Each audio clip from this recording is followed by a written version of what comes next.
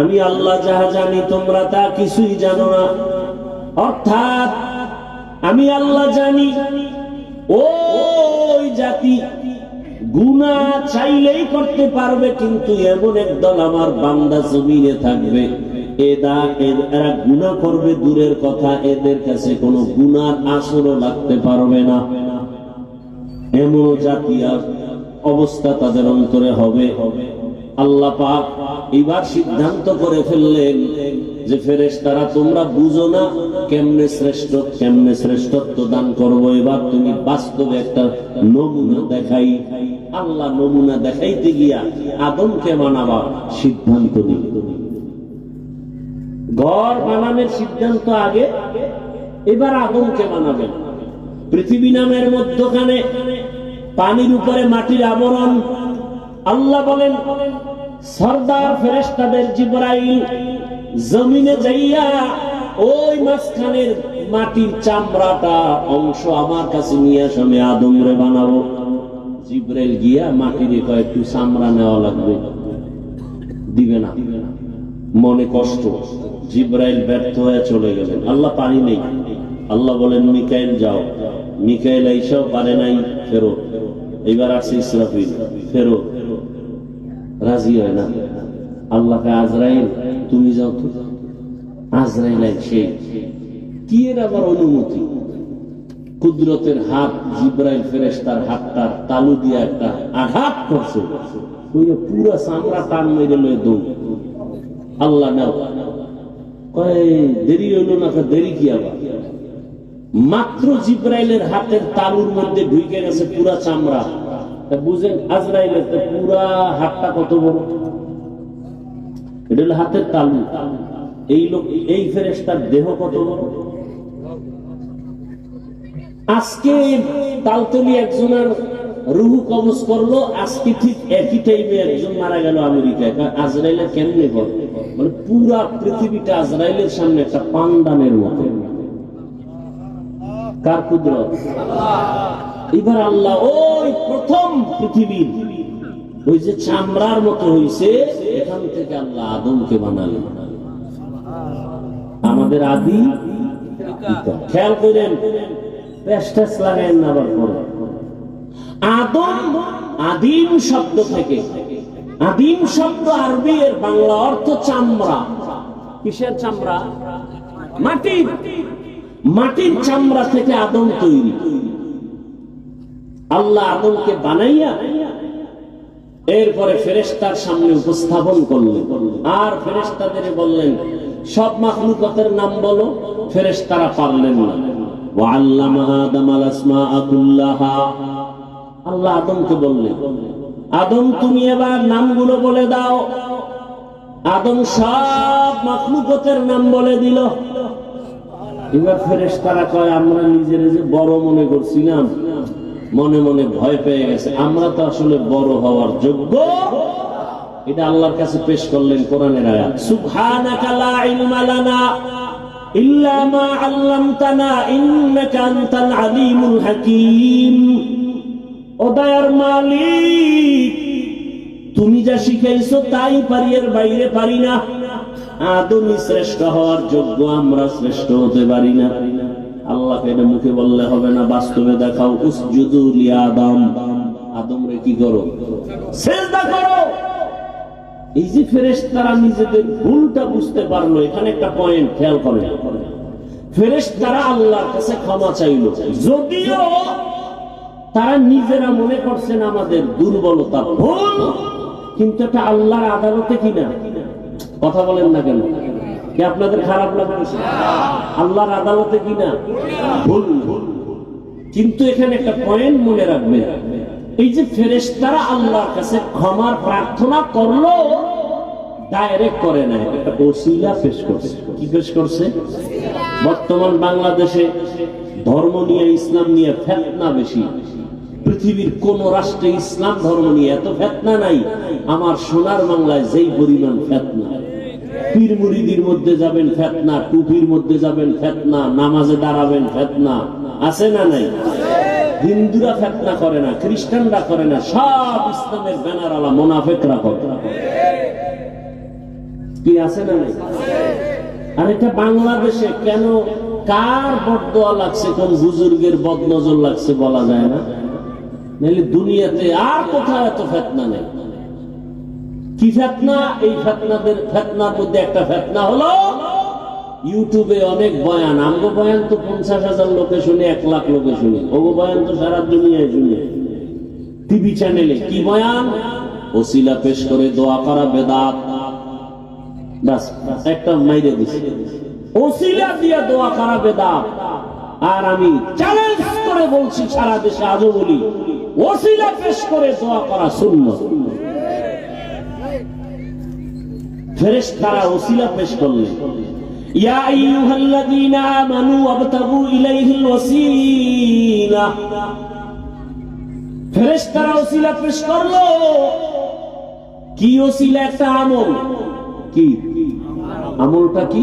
ওই যে শুরুতে বলছিলাম 7 আসমানের উপরে একটা কাবা আসেনি, কি নাম বলছিলাম? বাইতুল মামুর, নূরের তৈরি কাবা। মুহূর্তে মুহূর্তে 70,000 রহমতের ফেরেশতারা ওই কাবা তাওয়াফ করে। আজকে যারা সুযোগ পাইল সিরিয়ালে, কিয়ামতের আগে তাদের আর সিরিয়াল হবে না। এবার বুঝেন ফেরেশতা কি পরিমাণ আল্লাহ বানায় রাখছে, যে আজকে একবার যারা 70,000-এর কাফেলা তাওয়াফের সুযোগ পেল, কিয়ামতের আগে আর পাবে না। এর মধ্যে সিরিয়ালে ফেরেশতা আছেই। বাইতুল মামুর, ফেরেশতারা বললেন, হে আল্লাহ, শ্রেষ্ঠ আমরা হবার যোগ্য না, তবে নিজেদের মধ্যে যে একটা ভাব তৈরি করেছিলাম, ভুল হয়েছে, মাফ করে দাও। মাফের ওসিলা বাইতুল মামুরের তাওয়াফের ওসিলায় মাফ করো। আল্লাহ কয়, তোমরা গুনাহ কি জিনিস বুঝোই না? নিজে নিজে একটা ধারণার উপরে নিজের ভুল স্বীকার করে ক্ষমা চাইতে গিয়ে একটা ওসিলা পেশ করেছো, কাবার তাওয়াফ। আর আমি যাব বানাবো শ্রেষ্ঠ জাতি হিসেবে। এরা তো কত গুনাহ করে, ইচ্ছা করে হাতের গুনাহ, চোখের গুনাহ, জবানের গুনাহ। এই যে মোবাইলের দ্বারা হচ্ছে না, সারা রাত মোবাইল ঘরে নিয়ে গুনাহ, চোখের গুনাহ, হাতের গুনাহ, জবানের গুনাহ, অন্তরের গুনাহ, কল্পনায় কল্পনায় গুনাহ। আল্লাহ মোবাইলের গুনাহ থেকে আমাদেরকে হেফাজত করেন। ভাইরা আমার, আল্লাহ পাক বললেন, ও ফেরেশতারা, তোমরা ওসিলা পেশ করেছো বাইতুল মামুর, কাবার তাওয়াফ। আমার যে জাতি বান্দা হবে শ্রেষ্ঠ, এরা অন্যায় করে ক্ষমা চাওয়ার দরকার। এদেরও তো একটা ঘর বানানো প্রয়োজন। ও জিবরাইল, যাও ওই আদমরে যেই মাটির থেকে বানানোর সিদ্ধান্ত নিলাম, ওখানে বাইতুল্লাহ নির্মাণ করো। প্রথম বাইতুল্লাহ নির্মাণ হয় জিবরাইল আমিন ফেরেশতার মাধ্যমে। এরপরে জমিনে আল্লাহ ঘর বানাইলেন বাক্কা নগরীতে। বাক্কা মানে এখন যার নাম মক্কা, আগে ছিল তার নাম। এগুলো এক ব্যাখ্যা। আর এক কথা হলো, না বাক্কা কেন বলা হয়?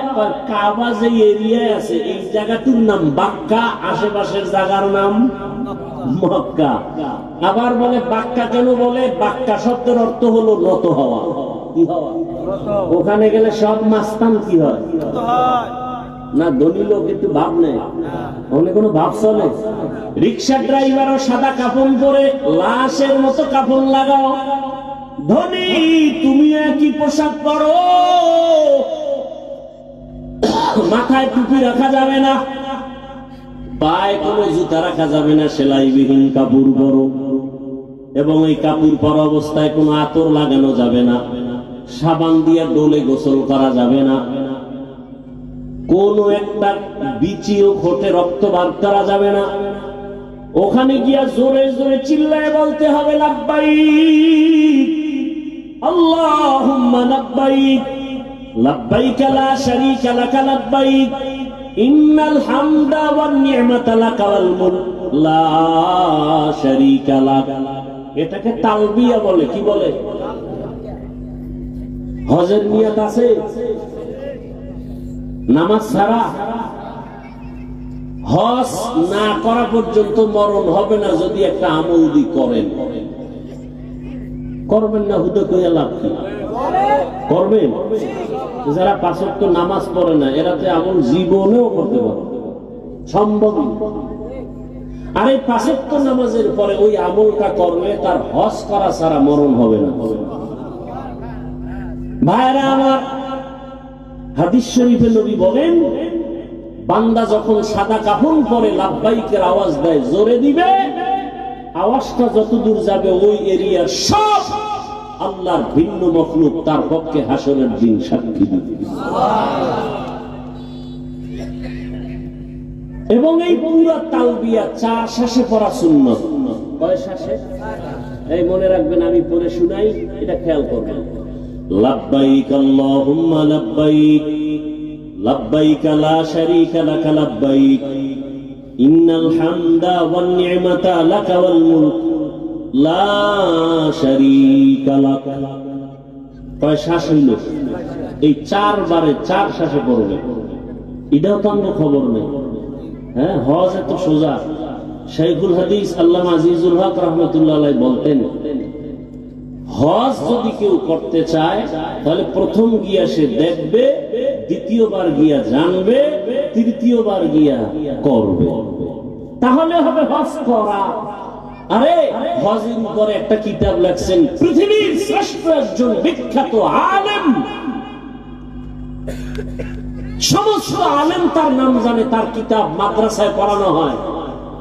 উনি গিয়া বাইতুল্লাহ তাওয়াফ শুরু করছে উল্টা দিকে, অথচ উনি হজের বই লেখছে বিশাল। ওখানে গেলে সব বুজুর্গ এলেন দুর্বল হয়, বড় কঠিন হালাত। এ ভাই, রাসূলের সুন্নাত, পানি পান করবেন কোন দিক দিয়া? বাম হাতে। জুতা পরবেন আগে কোন পা? মসজিদে ঢুকবেন কোন পা? রাসূলের সুন্নাত ভালো কাজ ডান পা।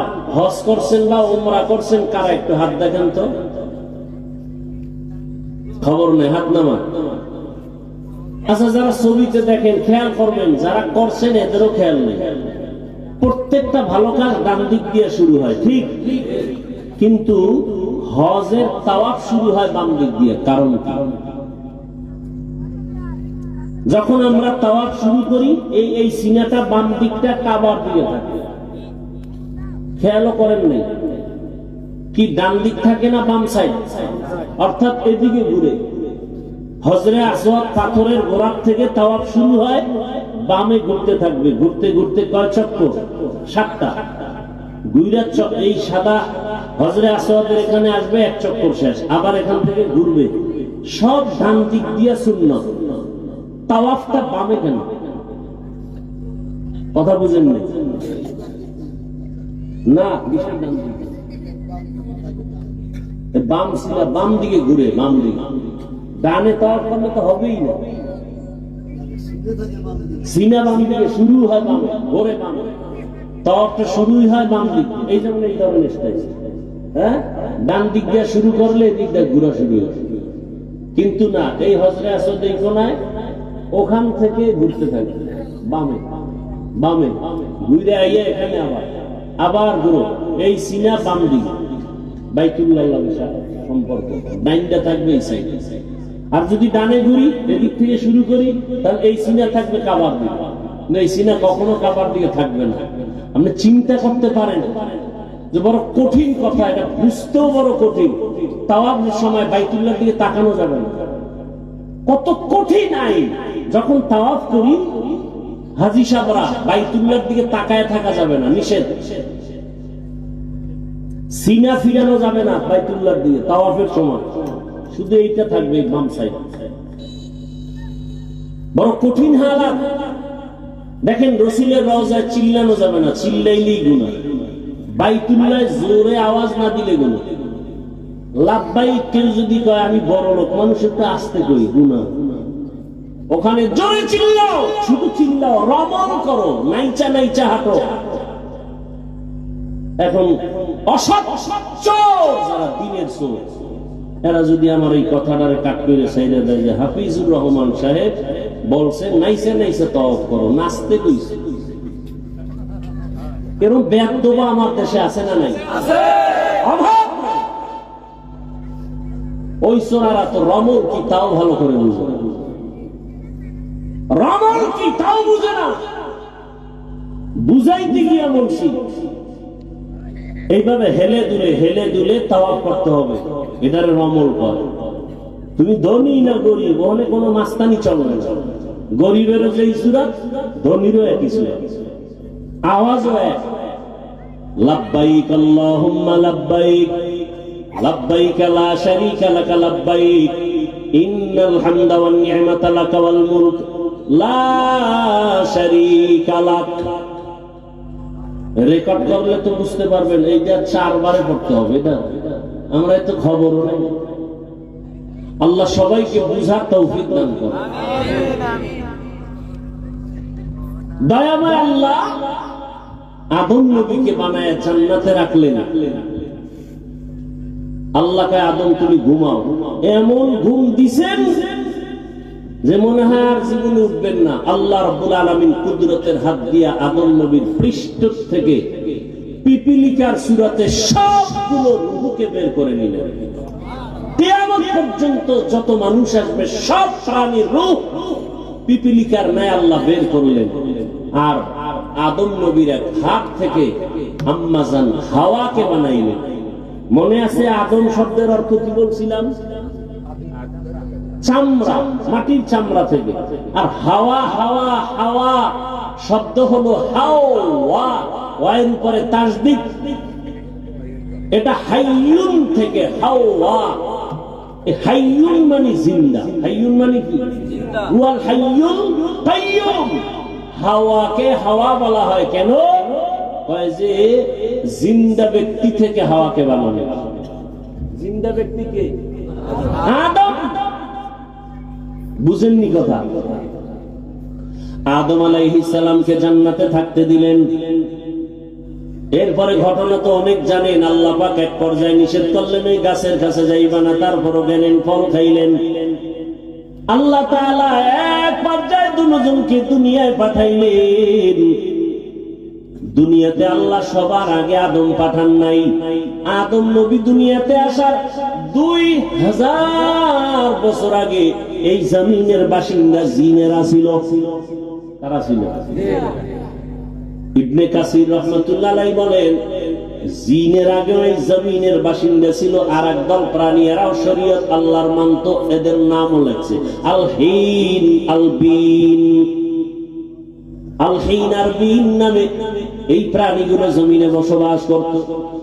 এরপরে জিন, জিনের পরে ফেরেশতা, এরপরে মানুষ আসছে। মানুষের মধ্যে প্রথম আসছে আদম। আদম আসছে কই জানেন না? জানেন না? চরণদ্বীপ ভারতের জমিনে আসছেন পয়গম্বর আদম। আম্মা জান হাওয়া আসছেন আরবের ভিতরে জেদ্দায়। জানার মতো অনেক কথা আছে, বলবো না মোনাজাতের দিকে দৌড় দিব? আদম আলাইহিস সালাম ভারতের চরণদ্বীপে আসছেন। হাওয়া রইছে জিদ্দায়, দুইজনের সাথে কোনো মোলাকাত নাই। আল্লাহ আবার করলেন হে আদম, আমার একটা ঘর আছে বাইতুল্লাহ। ওই বাইতুল্লাহর তাওয়াফের মাধ্যমে তোমার দুনিয়ার হাওয়া বাতাস লাগার ব্যবস্থা করে নাও। তোমার শরীরের সাথে জমিনের বাতাসকে অ্যাডজাস্ট করো। ভারতের জমিন এমন এক বরকতের জমিন, এখান থেকে পায়ে হেঁটে হেঁটে আব্বা জান আদম 1000 বার বাইতুল্লাহ গিয়া হজ করেছে। 300 বার বড় হজ, 700 বার উমরা। কোথা থেকে হেঁটে গেছেন? তাহলে ভারতের জমিন খারাপ, ভালো মানে আমার বাবার দেশ। এখন এই সোরারা কইব আমি ভারতের দালাল। কথা বলে না। আমি বলি তোর 14 গোষ্ঠী দালাল, আমরা নয়। ভারতের জমিন এমন বরকতের জমিন যেখান থেকে পৃথিবীর ইতিহাসে প্রথম বাইতুল্লাহর হজ শুরু হয়েছে। কার মাধ্যমে? আদম আলা নবিয়িনা ওয়া আলাইহিস সালাতু ওয়াস সালামের মাধ্যমে কয় হাজার বার? 300 বার বড় হজ, 700 বার এর খবরও তো নাই। এই বয়ানটা সেদিন দিছি, সেদিন কোথায় জানি, বাগেরহাট। এর মধ্যে লাগিয়ে গেছে বেয়াদবি করলে ওই মা বাবার অবৈধ, মা বাবার অভিশপ্ত বেয়াদব সন্তানগুলোই আলেমের বিরোধিতা করে।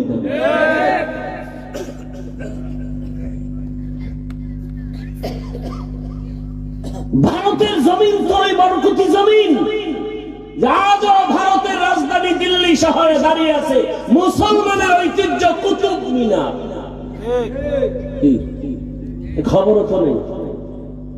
ভারতের জমিন তো ওই বরকতি জমিন, সারা বিশ্বের যত ইসলামের দাওয়াত চলে সব দাওয়াতের পাওয়ার হাউস ভারত দেওবন্দ। অস্বীকার করার, যে অস্বীকার করবে তাজা মুনাফিক। রাজনীতির ময়দানে খেদমত চলে দেওবন্দীদের সর্বোচ্চ, তাবলীগের ময়দানের খেদমত দেওবন্দীদের অবদান, রাজনীতির ময়দানে ইসলামের খেদমত দেওবন্দীদের অবদান, পীর মুরিদের লাইনে খেদমত দেওবন্দীদের অবদান। আর সবগুলোর পাওয়ার হাউস কই? দেওবন্দ, ভারত। একজনের মাথার চুল বড় উকুল, এখন মেডিসিন দিলেও যায় না, এখন কি করা যায়? একটা কল্লা কেটে দেবে, এই সমাধান। হ্যাঁ, কল্লা কাটবো, প্রয়োজনে চুল কামাও। কি স্কুলে একটা ছেলে অন্যায় করেছে, ওকে ধলাই করো, নাকি স্কুলে তালা দাও? মাদ্রাসায় যদি কেউ অপরাধ করে তার বিচার করো, তার মানে মাদ্রাসায় তালা দাও? এটা হতে পারে না। অন্যায়কারীকে অন্যায়কারী হিসাবে চিহ্নিত করো, তার মানে বাবা আদমের কদমকে অসম্মানী করো না, কুতুব মিনারকে অসম্মানী করা যাবে না। অন্যায়কারীকে অন্যায়কারী বলবো, ভালোকে ভালোই বলবো। বাইতুল্লাহ গেলেন, আরাফার ময়দানে দুজনের সাথে মোলাকাত হলো। কে কে? দুইজনে সংসার করবো না? সংসার করতে যে আগুন লাগবে না? ও আল্লাহ, পাক করবো, আগুন পাবো কই? এর পিছে আরো কথা আছে। আল্লাহ কয় জিবরাইল আগুন নিয়ে যাবে। আগুন দিছে কি তরকারি, পাতিল শুদ্ধ পুড়ে ছাই, এত তাপ। আল্লাহ কয় দিলে এমন আগুন। আদম কয় আল্লাহ আগুন দিলে এমন আগুন? আল্লাহ বলেন জিবরাইল আগুনটা নিয়ে সমুদ্রের মধ্যে 3 বার চুবা দিয়ে দাও। কয়বার? 3000 বছরের তাপ কমায় দিছে। কার কুদরত? এবার বাকি আগুন আদমরে দাও। আরো যা বাকি আছে আদমের প্রয়োজনের বাইরে কয়টি পাহাড়ের পাথরে মারো, পাথরে মেরে দিন। এই জন্য পাথরেও কি আছে? পানির মধ্যে কি আছে? আগুন। এবার দুইজনের সংসার শুরু করলেন, দুইজন মিলে এবার আল্লাহ সন্তান দিতে শুরু করলেন। বছরে 2 জন, আগামী বছর 2 জন, পরের বছর 2 জন, এক ছেলে এক মেয়ে, এক ছেলে এক মেয়ে। আগের বছরের ছেলে পরের বছরের মেয়ের সাথে বিয়া। কার মাইয়ার সাথে কার পোলার বিয়া? কথা বলেন, দেখছেন নি? কার হুশ নেই? কার ছেলে আর কার মেয়ে?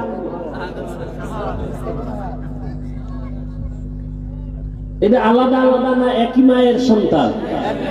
আগামীকালকে থেকে আপনারা এটা শুরু করেন। হ্যাঁ, বিধান নাই। পিসাবের পায়ে সেজদা দেওয়ার বিধান পাইলেন কই? হ্যাঁ, নিদি আদমের দলিল টানে।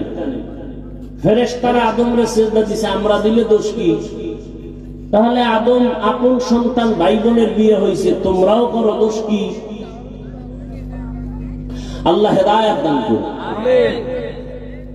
বছরে বছরে 2 জন, এক সন্তানের সে একা। শীষ আলাইহিস সালাম একা। কারণ এখানে আরো ঘটনা আছে। কাবিল একটারে আবার জবাই করে মাইরে লাইছে না? হাবিল কাবিলের ঘটনা। সেখানে তো এক ভাই আছে, বোন আছে, ভাই নাই, তার জোড়া লাগবে না? হায়, আস্তে আস্তে আস্তে আস্তে এক পর্যায়ে আদম নবী বাইতুল্লাহ সুন্দর করে নির্মাণ করলেন। আদম নবী দুনিয়াতে আসা, দুনিয়ায় আইসা বাইতুল্লাহ নির্মাণ করার পর আদম নবী এক পর্যায়ে দাওয়াতের কাজ করে চলে গেলেন। শীষ নবী চলে গেলেন। 600 বছর পরে জমিনের সব মানুষগুলো ইবলিসের পরামর্শে মূর্তি পূজা শুরু করল। আদম নবী বিদায় 600 বছর পর, 600 বছর পরে মূর্তি পূজা শুরু, চলতে থাকলো আরো 600 বছর। কত হইল টোটাল? 1200 বছরের সময় পৃথিবীর একটা মানুষ ছিল না যে মূর্তি পূজা করে নাই। ঠিক 1200 বছরের পরে পৃথিবীর প্রত্যেকটা মানুষ যখন মূর্তি পূজায় লিপ্ত, ঠিক সেই সময় আল্লাহ নূহ নবীকে পাঠাইল। কাকে? নূহ নবী আইসা 850 বছর দাওয়াত দিয়া মাত্র 40 জনের মূর্তি পূজা থেকে ফিরাইলেন। কয়জন? 40 জন। আবার কয়শো বছরে 40 জন?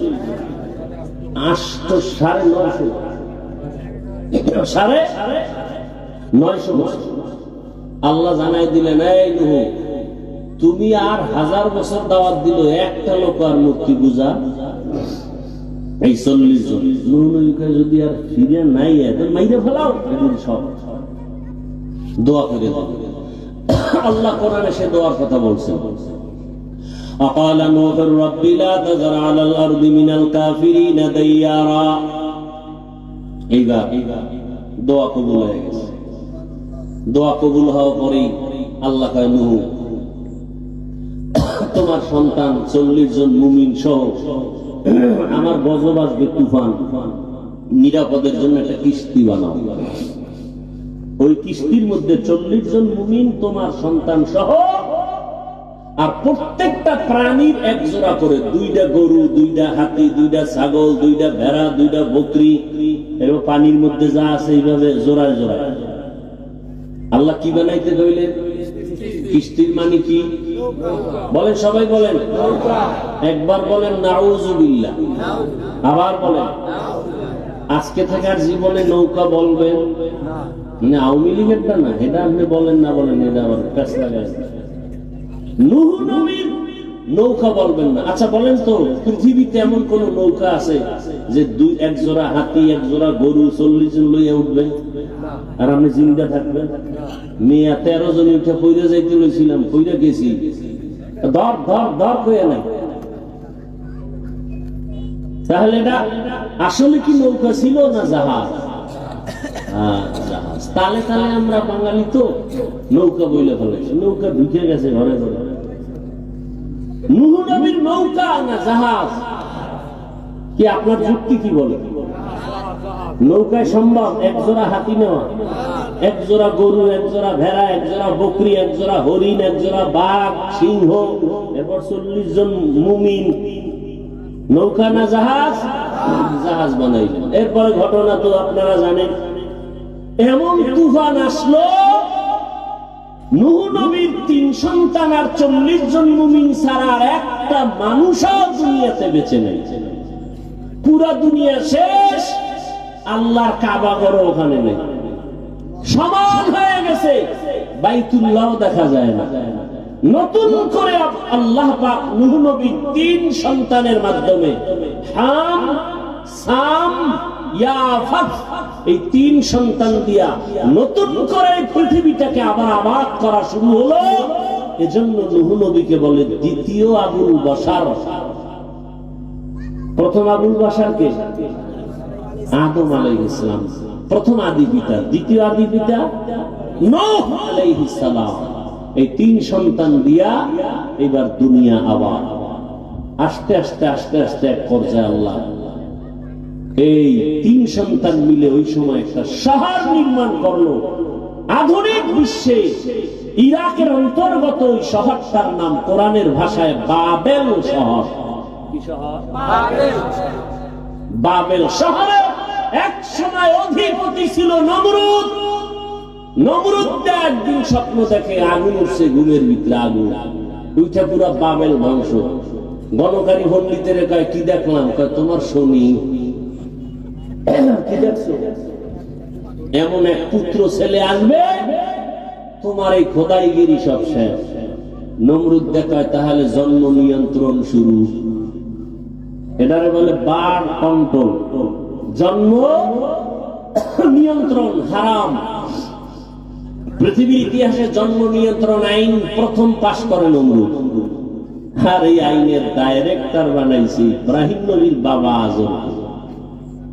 আল্লাহ কয় যেখানে বাঘের ভয়, ডাইরেক্টরের ঘরেই আমি ইব্রাহিমকে পাঠাবো। আসলেন ইব্রাহিম নবী। ইব্রাহিম নবী এসে নমরুদের খোদাগিরি খতম করে বাইতুল্লাহ নির্মাণ করলেন। শিশু সন্তান কাকে দিয়া? ইসমাইল নতুন ভাবে বাইতুল্লাহ নির্মাণ করলেন একটা পাথরের উপরে দাঁড়াইয়া। এরপরে বাইতুল্লাহ বানাইছেন। এখন বাইতুল্লাহ দরজা দেখছেন কয়টা? একটা।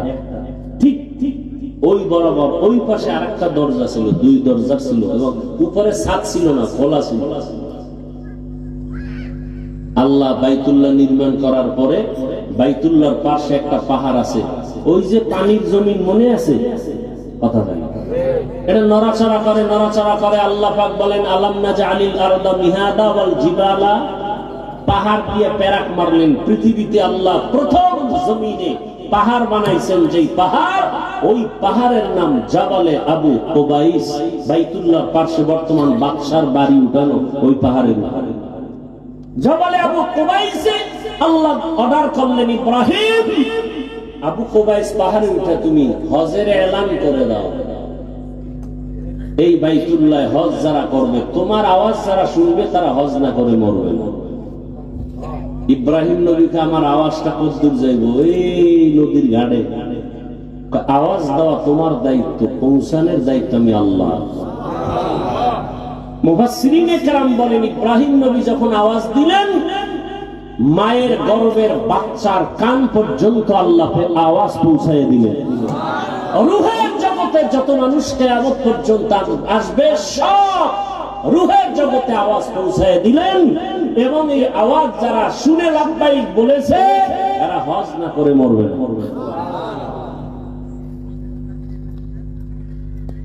এইবার আপনার ডাক কবুল হয়েছে কিনা, আমারটা কবুল হয়েছে কিনা নমুনা তো বোঝা যাইব না। যারা নামাজ ধরে ফেলছেন, এবার আমলটা বলি। মনে আছে একটা আমলের কথা বলো। প্রতিদিন ফজরের নামাজের পরে, সূর্য উঠার পরে আরেকটা নামাজ আছে, কেউ জানেননি? ওই নামাজটা কি নামাজ? কয় রাকাত? 2 রাকাত। ধমক দিলি রাকাত বাইরে যায়, ধমক দিলি রাকাত বাড়ে। ধমক দিছি তো 2, আর এক ধমকে 4, আর এক ধমকে 6, 4 রাকাত। কয় রাকাত? এই 4 রাকাত নামাজ যারা প্রতিদিন আদায় করবে, ফজর বাদ দিয়া 5 ওয়াক্ত পরেই ইশরাকের নামাজ যারা ঠিক মতো আদায় করবে, সমস্ত উলামায়ে আহলে হক আল্লাহওয়ালাদের নজরিয়া আল্লাহ তাকে বাইতুল্লাহ না দেখায় কবরে দিবেন। কারণ ইশরাক নামাজ পড়লে হাদিস স্পষ্ট দলিল, কবুল হজের সওয়াব। তাহলে আল্লাহ নামাজ দিয়েই হজ কবুল করাইব, বাইতুল্লাহ না নিয়ে। ওলামায়ে কেরামদের ওভার 100 কনফিডেন্স এবং নজরিয়া শতবার নিশ্চিত, আল্লাহ ইশরাকের আমলের বরকতে বাইতুল্লাহর জিয়ারত কবুল করবেন। নিয়ত আছে তো ইনশাআল্লাহ। হজ কি? হজ কেন? জন্মভূমির টান। হজ কেন? রহমতের সেন্টার। কারণ ওখানে অল টাইম আল্লাহর রহমত বর্ষণ হয় বাইতুল্লাহর ছাদের উপরে। অল টাইম আল্লাহর রহমত। এজন্য বাইতুল্লাহর দিকে তাকায় থাকলেও সওয়াব। শুধু তাকায় তাকায় দেখবে তাতেও কি? যারা বাইতুল্লাহ প্রথম দেখবে, দেখা মাত্রই যে দোয়া করবে সাথে সাথে করবে। তাহলে এমন একটা দোয়া করতে হবে যে দোয়াটা জামে হয়, মানে হয়। এক এলাকায় এক পিসা হুজুর আইছে, আই কইতেছে, এই আমি দোয়া কবুল করামু আল্লাহর কাছে, তবে এক কথায় দোয়া কইতে হইব, 2 কথায় না। এমন এক সালাত বাঙালি কয়, হুজুর আমার এক কথার দোয়া, আমি জানো স্বর্ণের প্লেটে 3 বেলা শান্তি মতো ভাত খাই দেবে, বুঝলেন না? এক কথায় দোয়া। স্বর্ণের প্লেটে যদি ভাত খায় তো এ আর ফকির থাকবে জীবনে? বাস ধনী হওয়ার দোয়া, শান্তি, সব এক কথা। আমার ওস্তাদ বলছেন বাইতুল্লাহ দেখলেই যে দোয়া কবুল হবে হাদিসে আছে। কি দোয়া করলে তোমরা কামিয়াব হবে? ওস্তাদ বলছেন দেখেই দোয়া করবো, আল্লাহ জীবনে যত নেক দোয়া করেছি আর নেক দোয়া করব সব তুমি কবুল করে নাও। এর থেকে আর বড় দোয়া আছে? নিয়ত করেন, সন্তানগুলোকে আমলওয়ালা বানান। কয়দিন আর বাঁচবেন? রমজানের ঈদে কত মানুষ চলে গেল কবর, কথা ঠিক না? আল্লাহর কাছে বেশি বেশি দোয়া করেন। পর্দার আড়ালের মা বোনেরা, সন্তানটাকে ডাক্তার বানাবেন নেককার, ইঞ্জিনিয়ার বানান নেককার, ওসি বিসিএসপি বানান নেককার। আপনারাও 5 ওয়াক্ত নামাজ পড়ে একটা ভালো সন্তানের মা হয়ে কবরে যাবেন। আপনার মতো কত মা এখনো আছে মোবাইলে সময় নষ্ট করে না, স্বামীর মাল হেফাজত করে, নামাজ ছাড়ে না, বেপরদায় চলে না। এরে আম্মা জানেন আপনারা কেন পারেন না? এরে আমার কলিজার যুবক, তোমার মতো যুবক স্কুল কলেজে পড়ে, চাকরি করে, ব্যবসা করে, শ্রমিকের কাজ করে, নামাজ পড়ে, তুমি পারবা না কেন? জীবনে গুনাহ তো কম করো নাই, দাড়ি কম কাটো নাই, আল্লাহর কাছে তওবা করো হে মালিক।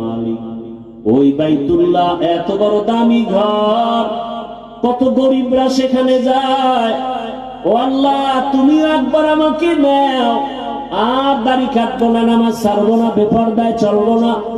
ডাক্তার হলে নেককার ডাক্তার হব, ইঞ্জিনিয়ার হলে নেককার ইঞ্জিনিয়ার হব। জীবনে আর নামাজ ছাড়বো না, বেপরদায় চলবো না। মা বাবার দোয়া, শিক্ষকের দোয়া, উলামায়ে কেরামের দোয়া, পরামর্শ নিয়ে নবীর আদর্শ মেনে, নবীর সুন্নাত মেনে চলবো। বৃদ্ধ বাবাজিরা সন্তানটাকে আদর্শ মানুষ বানায় যান, এমন আদর্শ রাখবেন এক সময় আপনারা থাকবেন না, সন্তান গর্ব করবে আর বলবে আমার মা বাবার কারণে আমি ভালো হয়েছি। আমার মা বাবা কখনো ঝগড়া করে নাই, তর্ক করে নাই, আমার মা বাবার সাথে তর্ক করে নাই, বাবা মাকে গালি দেয় নাই, কখনো মোবাইলে সময় নষ্ট করে নাই, আজান হলেই নামাজে যাইতো। ও আল্লাহ আমার মা বাবাকে তুমি জান্নাত দাও। এর পর্দার আড়ালের মা ও বাবাজিরা, আর ভালো আদর্শ যদি না রেখে খারাপ আদর্শ রাখেন, সন্তান এক সময় ধিক্কার দিবে মনে মনে, আর বলবে আমার মা বাবা বড় খারাপ ছিল। দুইজনে সারাদিন ঝগড়া গালাগালি আর মোবাইল নিয়ে পড়ে থাকতো, মোবাইলে বাজে বেগানা দেখতো। বাবার আদর্শও ভালো না, মায়ের আদর্শও ভালো ছিল না। আমার মা বাবা কোনোদিন আমাকে নামাজের কথা বলে নাই, রোজার কথা বলে নাই, গুনাহ থেকে ফেরার জন্য চেষ্টা করে নাই, বরং তারা নিজেরাই গুনাহ করত। আমার মা বাবার কারণে আমি ভালো হইতে পারি নাই। আমার মা বাবা বড় অভিশপ্ত মা বাবা। ও মা বাবারা, এই সন্তানের অভিশপ্ত শব্দ না শোনার জন্য এখন থেকে তৈরি হয়ে যান। আর মোবাইলে সময় নষ্ট করবেন না, চোখ দিয়া গুনাহ করবেন না, হাত দিয়া গুনাহ করবেন না, জবান দিয়া করবেন না। সন্তানটাকে আদর্শ ইঞ্জিনিয়ার, ডাক্তার, আদর্শ মানুষ বানায় যান। 5 ওয়াক্ত নামাজ পড়েন, স্বামীর মাল হেফাজত করেন, সন্তানটাকে আদর্শওয়ালা বানান। যুবক বাবারাও তওবা করো, তোমার মতো যুবক চাকরি করে, ব্যবসা করে, নামাজ পড়ে, অভাব নাই। আল্লাহর কাছে মনে মনে তওবা করো, আর দাড়ি কাটবা না, নামাজ ছাড়বা না, বেপরদায় চলবা না। মা বাবার দোয়া, শিক্ষকের দোয়া, উলামায়ে কেরামের দোয়া নিয়ে নবীর আদর্শ মেনে চলবো। তওবা করার মতো যদি করতে পারো, আমার মাওলা মুহূর্তের মধ্যে গুনাহ মাফ করে দিবেন। ও দয়ার মালিক, মেহেরবানি করে তওবাওয়ালা জিন্দেগি দান করেন, গুনাহমুক্ত জীবন দান করেন, বাইতুল্লাহ হজ করার জন্য কবুল করেন। আল্লাহর নবী বলেন যারা হজে যেতে এখনো পারেন না, অন্তত হাজীদের মতো কিছু আমল করেন, বরকত পেয়ে যাবেন। বলে কেমন? হাজী সাহেবরা জিলহজ মাসের 1 তারিখ ওই দিন থেকে নখ কাটা যাবে না, চুল কাটা যাবে না। ওই দিন থেকে আপনারাও যারা হজে যান নাই, আমরা যদি আমলটা করতে পারি, চুল কাটবো না, মুছ কাটবো না, হাতের নখ কাটবো না, যদি এভাবে থাকতে পারি কোরবানি দেওয়া পর্যন্ত, আল্লাহ পাক হাজীদের সাথে আমাদেরকেও কবুল করে একদিন বাইতুল্লাহে পৌঁছায় দিবেন। আল্লাহ তাআলা মেহেরবানি করে নবীর আদর্শওয়ালা জীবন আমাদের দান করেন, আমিন। আলহামদুলিল্লাহি রাব্বিল আলামিন, ওয়াসসালাতু ওয়াসসালামু আলা সাইয়্যিদিল আমবিয়া'i ওয়াল মুরসালিন ওয়া আলা আলিহি ওয়া আসহাবিহি আজমাইন ইয়া আরহামার রাহিমিন।